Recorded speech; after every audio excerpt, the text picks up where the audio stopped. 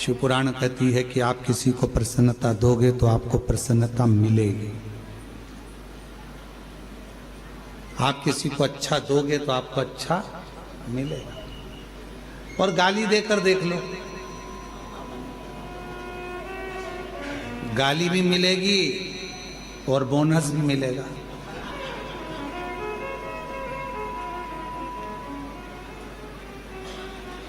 हमने देखा है इसी बाबा के आंगन में, आपके मायके में, ये बाबा कुबेरेश्वर बाबा के आंगन में हमने देखा है, माताएं जब भजन करने बैठती है तो ये वाली माता भजन उठाती है तो ढोलक बजा बजा के इतने में दूसरा चालू कर देता है।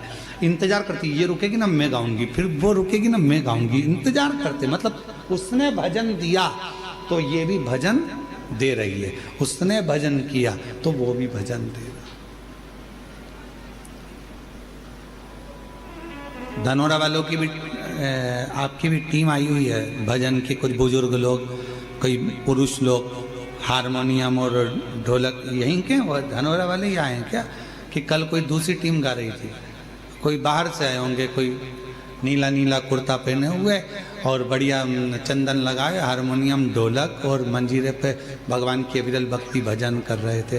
अंदर आवाज आ रही थी, हम बड़े प्रेम से सुन रहे थे। भजन दे रहे हो, भजन मिल रहा है। कीर्तन दे रहे हो, कीर्तन मिल रहा है। राम राम कह रहे हो, राम राम मिल रहा। गाली दोगे, गाली मिलेगी। आप शब्द कहोगे, आप शब्द मिलेगा। ताना दोगे, ताना मिलेगा। जो तुम दे रहे हो वो तुम्हें प्राप्त होगा। अब माता सती ने विचार करा कि मेरे पिताजी ने सबको बुलाया पर मेरे पिताजी ने नहीं बुलाया, तो भगवान देवाधिदेव महादेव को नहीं बुलाया और मुझे तो विवाह उन्हीं से करना है, मुझे तो उन्हीं के साथ विवाह करना है।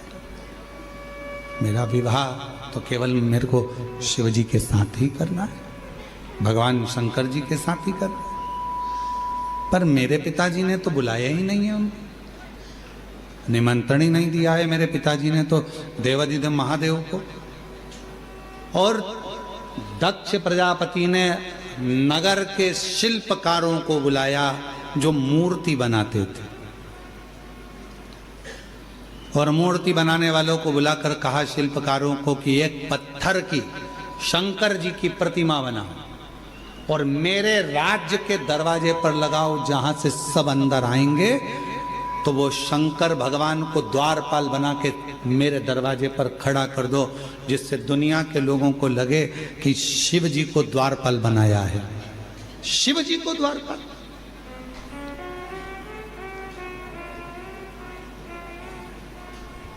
शिल्पकारों ने समझाया दक्ष प्रजापति को, ये क्या कर रहे हो, ये अच्छी बात नहीं है। भगवान देवाधिदेव महादेव की मूर्ति बनाकर दरवाजे पर बिठा देना, ये कहां की रीति है।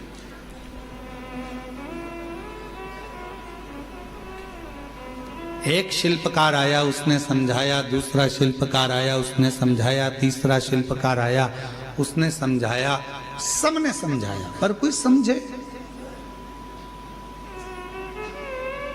इस व्यासपीठ से एक निवेदन करूं आप सबसे,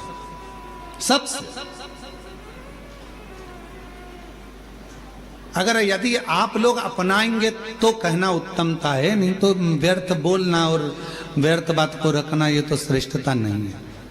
कर सकते हो क्या आप लोग जो हम बोलने जा रहे हैं?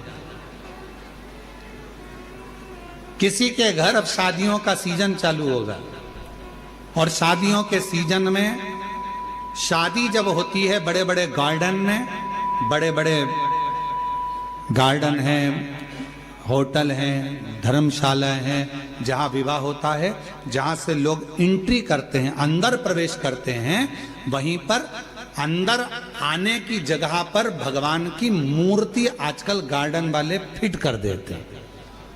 बोलो सही है कि गलत है?